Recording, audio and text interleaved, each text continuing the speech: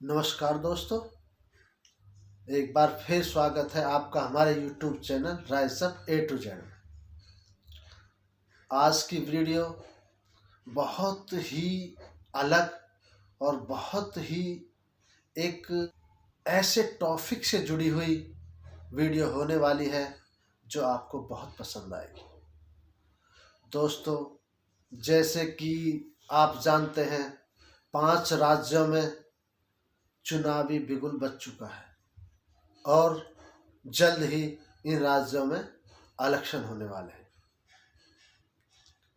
लेकिन दोस्तों, एक बार मैं आपको बता देना चाहता हूँ, क्लियर कर देना चाहता हूँ कि मैं राजनीति के किसी भी पार्टी या किसी भी सदस्य या किसी भी पॉलिटिशियन के पक्ष में कोई बातें कहने नहीं जा रहा हूँ।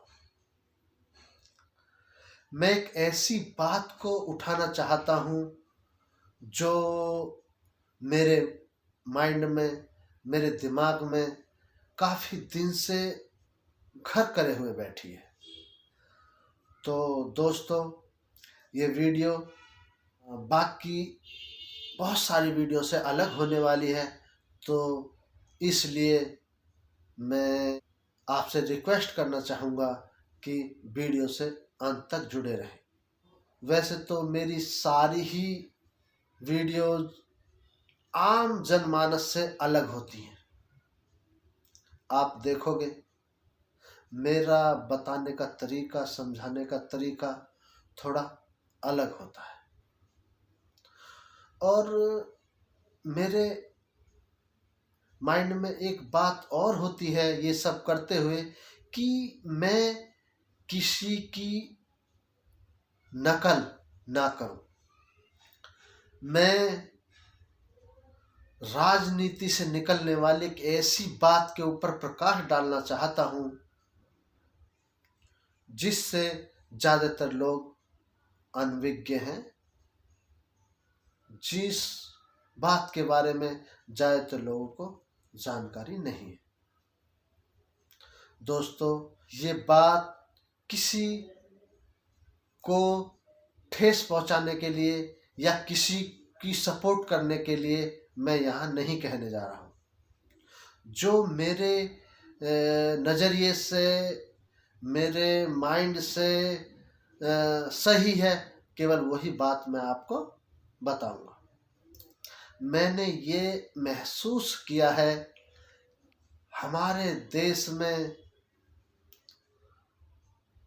सत्ता करने वाला सत्ता पक्ष जो होता है, उसकी हमारी प्रगति में, हमारे समाज के सभी विभागों में बहुत बड़ी भूमिका होती है। हमारे देश की अर्थव्यवस्थाएं सब उनके अंडर में होती हैं। तो दोस्तों, कुछ ज़्यादा एक्सपर्ट होते हैं तो वो अपने विवेक के द्वारा देश को ज़्यादा आगे लेके जाते हैं। कुछ कम एक्सपर्ट होते हैं तो अपने विवेक के द्वारा उसको कम प्रगति दिला पाते हैं। लेकिन ये प्रक्रिया पार्टी कोई भी हो, बीजेपी हो, कांग्रेस हो या और अन्य दल, सब पे बराबर लागू होती है। वैसे तो हर पार्टी का जो विजन होता है, उसकी जो कार्यशैली होती है, तो देश को आगे ले जाने के लिए, समाज की भलाई के लिए, इंसानों की तरक्की के लिए ही होती है। हमारा जो नज़रिया होता है वो ज़्यादातर जो सत्ता पक्ष है उसकी तरफ होता है। हम देखते हैं कि सत्ता पक्ष वाले क्या कर रहे होते हैं। लेकिन दोस्तों, मैं आज आपको ऐसी बात बताने वाला हूँ जिससे आपके माइंड में, आपके दिमाग में मेरी तरह एक बात कौंधने लगेगी, आवाज करने लगेगी, वो है विपक्ष। दोस्तों, मैं ये समझता हूं कि हमारी राजनीति में, हमारे देश में जो राजनीति है, उस राजनीति में विपक्ष का बहुत बड़ा रोल होता है। और मुझे ये कहने में बिल्कुल संकोच नहीं है कि आज हमारे देश का विपक्ष अपने उस भूमिका को बहुत अच्छी तरह निभा पाया है। तो दोस्तों, विपक्ष आज के दौर में हमारे देश में जो विपक्ष है वो कांग्रेस पार्टी है, और सत्ता पक्ष है वो भाजपा है। तो दोस्तों, हम देखते हैं कि विपक्ष का जो काम होता है वो पक्ष में बैठी हुई सत्ता पक्ष वालों के लिए एक अलर्ट होता है। उनको हर वक्त जगाते रहने का काम जो करती है वो हमारी विपक्ष ही करती है। अगर विपक्ष कमजोर होगा तो देश की तरक्की में बाधा आ सकती है, क्योंकि विपक्ष ही पक्ष को अच्छा कार्य करने के लिए बाध्य करता है। अगर उसे कोई गलत काम ना करने के लिए बाध्य करता है। और मैं आज एक ऐसी बात बताना चाहता हूं कि उस विपक्ष वाली भूमिका में हमारे माननीय श्री राहुल गांधी जी ने बहुत बड़ी भूमिका निभाई है। हमारा विपक्ष राहुल गांधी जी के नेतृत्व में हमारे देश को आगे ले जाने के लिए बहुत बड़े कार्य कर रहा है, क्योंकि जब कोई भी सत्ता पक्ष में कोई भी छोटी मोटी त्रुटि या छोटा मोटा कोई झोल होता है तो विपक्ष उसे बहुत तेजी से उठाता है, और उठाना भी चाहिए। यही एक अच्छे देश की पहचान है। दोस्तों, जिस देश का विपक्ष सो जाता है उस देश के लिए बहुत बड़ी समस्या खड़ी हो जाती है। सत्ता पक्ष को जगाने का काम विपक्ष करता है। वैसे तो आज हमारे देश में माननीय श्री प्रधानमंत्री नरेंद्र मोदी जी की कार्यशैली का कोई जवाब नहीं है। विश्व में नंबर 1 नेता का खिताब ले चुके माननीय श्री नरेंद्र मोदी जी, और ऐसे ऐसे कार्य करने में सक्षम रहे हैं जो पिछले काफी वर्षों से मुद्दा ही बनकर रह गए थे। तो ऐसे प्रतिभाशाली प्रधानमंत्री, यशस्वी प्रधानमंत्री को राहुल जैसा विपक्ष मिलने से और आसानी हो जाती है।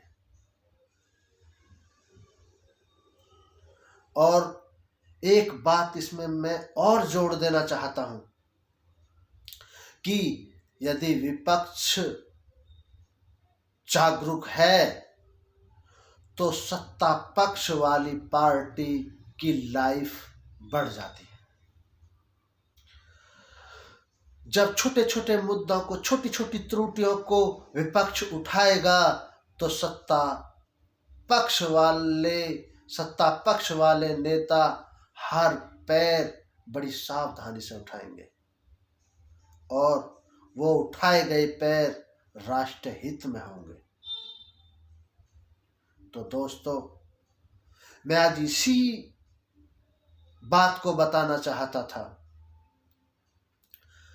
मेरा मानना है, इतिहास गवाह है कि भारत में नंबर 1 पार्टी कांग्रेस, जिसके दूर दूर तक साथ खड़ी होने का साथ किसी भी पार्टी में नहीं था। लेकिन मेरा यह मानना है, वो पार्टी आज शून्य की ओर जाने का केवल एक ही पक्ष है, विपक्ष।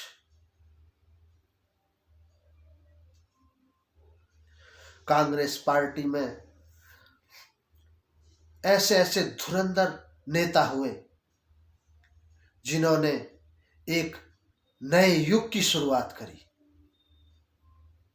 लेकिन विपक्ष के कमजोर होने के कारण